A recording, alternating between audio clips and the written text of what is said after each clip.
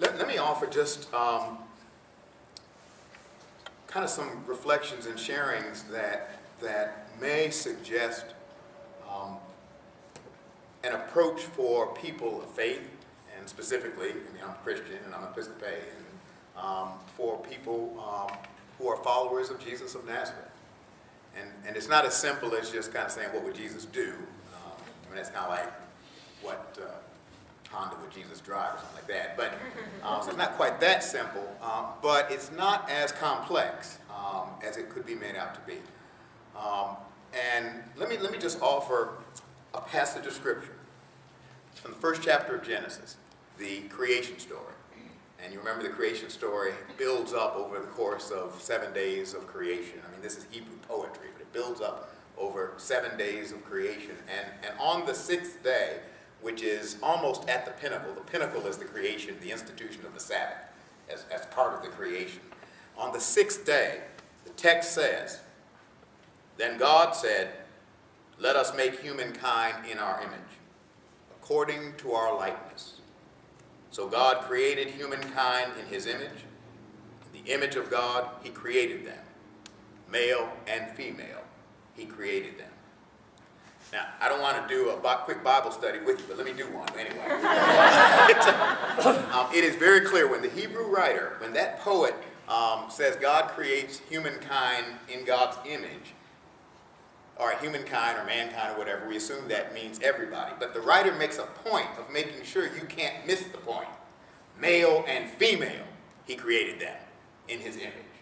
It is very clear that that Hebrew poet wanted you, anybody who ever heard these words, to grasp that human beings, by virtue of their life, their creation, have been created in the image of the Creator. That is not insignificant.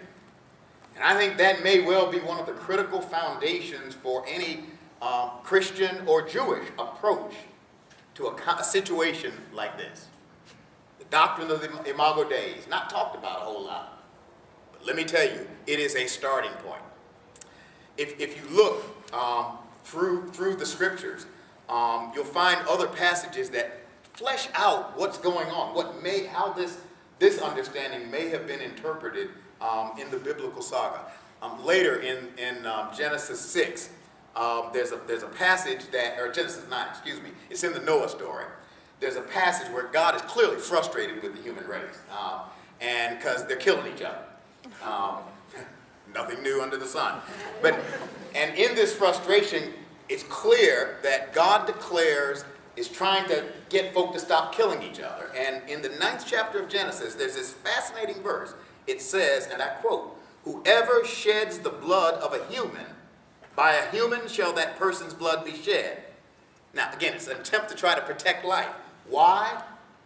"For in his own image, God made humankind." It is the Imago Dei that is the root of the value and dignity of the human person. It is not by vote of any parliament. It is not by any decree or decision of a moral majority. It is by decree of the Most High God. Every human being, has been created in the image of God. Therefore is of infinite value and sacredness. Rabbi Martin Buber, back, I guess, around World War II, middle part of the 20th century, wrote that classic book, I and Thou, and said human relationships are made or foiled on whether they are relationships that are built on I being I and you being it, or I being I and you being thou.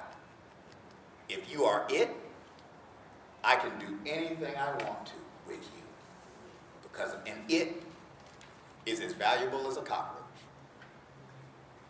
But if you are thou, then I must reverence before you, for you are sacred.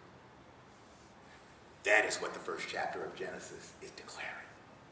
That every human being is created in the image of God and has value and worth and dignity human beings did not give and human beings cannot take away. Now, why am I going on about that? Well, because I think that really is, if you will, the basis of a Christian theological ethic that approaches any question like this where human beings are being impacted. I mean, I really do. And it doesn't matter, this transcends, whether you're for or against Amendment 1, initially. But if this approach is applied to this context, then a practical question becomes, what is the impact on people? And for a person of faith, if the impact will bring harm to anybody, I can't be for it. If it will bring the greatest good to most, that's a whole nother ballgame. So this is not, and as I said, we're not dealing with an amendment that really has a thing, really is about marriage. It's about a whole cluster of things.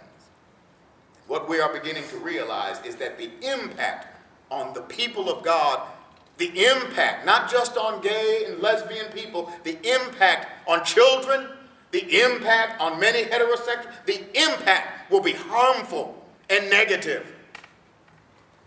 Now let me push this a little bit further.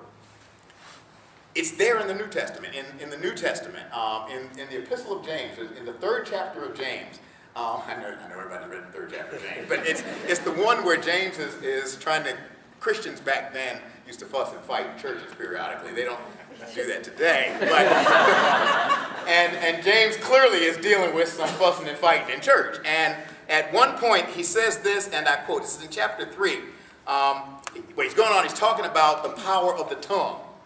How the tongue, and at one point he says, with the tongue, you can bless people. And with the tongue, and notice how the sentence is constructed, with the tongue, you can curse those who have been created in the likeness of God. The violation is that you have cursed the image of God that is in a human being. I want to suggest that that is the basis. When you go to Jesus, I had to get to Jesus. When you go to Jesus, that is the basis for the summary of the law. Hear, O Israel, you shall love the Lord your God with all your heart, soul, mind, and strength, and love your neighbor as yourself. Love of God, love of neighbor. Love of God because God is God, and you're not, by the way. Love God because God is God. And love the neighbor not because you are into bodies. Do you know the human body is not worth, if you took out the physical flesh, is not really worth that much money? Just by itself, it's not. Love God because God is God, and love the neighbor because that neighbor bears the image of God. Do you see where this is unfolding now? And if you push it further into the New Testament, remember the parable of the Last Judgment? The sheep and the goats one, where, the king, the nations of the earth, it's a parable, are arrayed before the king on judgment. This is a legal thing now. Arrayed before the king on judgment day. And you remember they kind of divide. Some go to the right, the righteous go to the right, and the others go, to the outer darkness. And he says to the righteous, come and enter the fullness of my kingdom, for I was hungry and you fed me, I was naked and you clothed me, I was alone and in prison and you visited me. And the righteous kind of say, yeah, great, we wanted to go to heaven, good. When did we see you hungry and feed you, or naked and clothe you? When were you in prison, Lord? The Lord, when did we see you in prison and visit you? And Jesus, speaking through the king in the parable, says, whenever you did it to the least of these who are members of my family, you have done it unto me. It is the same logic that you find in the 1st chapter of Genesis, that it is the image of God. Imago Dei, we have been created in God's image and likeness and are of infinite, ultimate value, worth, and dignity. Every child of God, everyone. That was long before Thomas Jefferson ever thought about it. We agree. But it was there before he got to it. Now, I say all of that because I genuinely think that on a basic level, that for, and I can only speak for myself, but for a follower of Jesus of Nazareth, for a person of faith, that I cannot sit idly by for anything that hurts another child of God. It's that simple. And I must somehow stand up for that which helps and heals children of God. And in this case, we have before us a proposed piece of legislation that is going to hurt people. It is going to harm people. It is going to hurt and harm for no reason. I don't know how I could, as a follower of Jesus, in good conscience, not oppose this amendment on the grounds of my faith. I respect the fact that others may have different perspectives. I do. I really do. And paradoxically, the same declaration that I've made about the Imago Dei means that those who are in a very different position, those who may be ugly and mean and hateful, they too bear the image of God. And I cannot mistreat them either.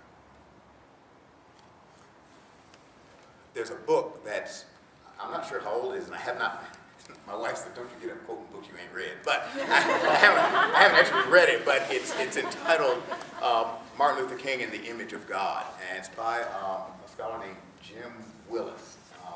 And it's fairly recent, but it's had some, I read reviews of it, people like Charles Marsh up at UVA, theologians like that, have said this is one of the finest pieces of work that really does try to explicate the theology of Martin Luther King, because there really was a deep-seated theology. The civil rights movement, which was for the most part church-led, preacher-led, had theological underpinnings that guided it. It was not a secular movement. It was not. It was a religiously driven movement that was grounded. Yes, people saw obvious injustices, but they believed that these injustices were contrary to the will of God, because Jim Crow harmed those created in the image of God.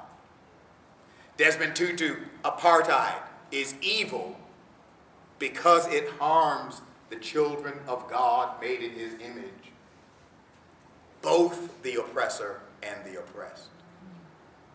And so Martin Luther King and the nonviolent campaigns had people take an oath. They used to have to take a promise, and they're those things you can find them on the web. And in them, one of the promises that the nonviolent resistor must make is that they will not engage in anger. They will not, they really are kind of, they're almost cute, because it's like in the early 1960s. You will not swear, you will not say bad words, you will not retaliate in kind, not as a strategy, but because to retaliate in kind is to harm another who is also bearing the image of God. Your goal, one of the promises on these things said, is not victory. The goal is justice that leads to reconciliation. And you can't get to reconciliation by doing injustice yourself and by bearing a spirit that is unjust. The old saying that is attributed to Gandhi, be the change you want to see. When I was a kid, now I'll stop, I was, and I must say, I can't say I speak in an unbiased way, but I'm a child of the civil rights movement. I was a kid through many of the early struggles. I wasn't an adult, but I was in the precincts. I was around. And I remember we were, I don't know what grade, I'm guessing I was probably in the 5th grade. I was in the 5th grade when we got integrated. I remember that. But I'm guessing maybe I was in the 6th grade, I guess, when this happened. I was living in Buffalo. My family's all from here in North Carolina, and my father was a priest, so we had church in Buffalo, so we lived in Buffalo. We used to winter in Buffalo in summer in North Carolina. That's a whole other family story.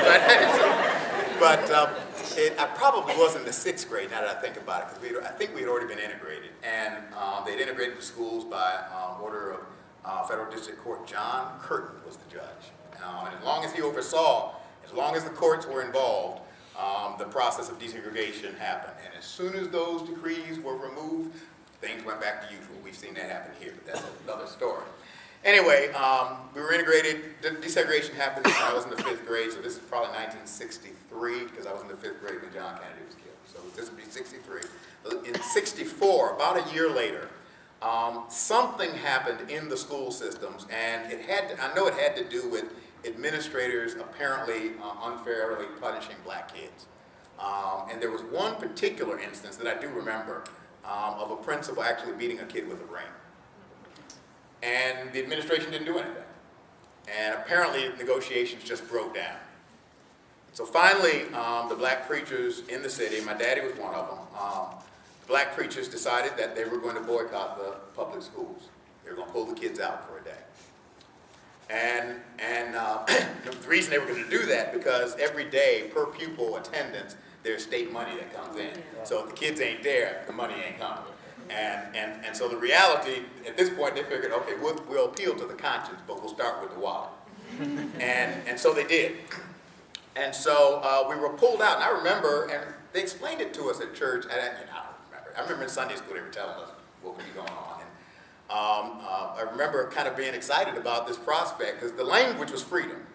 The language was freedom. And I said, I like this freedom. This means I don't have to go to school. And come to find out that they had set up freedom schools in all of the churches. And I said, man, what's the difference? George Washington, Harriet Tubman, you still got to go to school. I mean, so we all had to go to freedom school. And in freedom school, and it only lasted one day. I mean, the Board of Education backed down within one day. But in freedom school, and I remember this because this was a common refrain among black preachers of the time.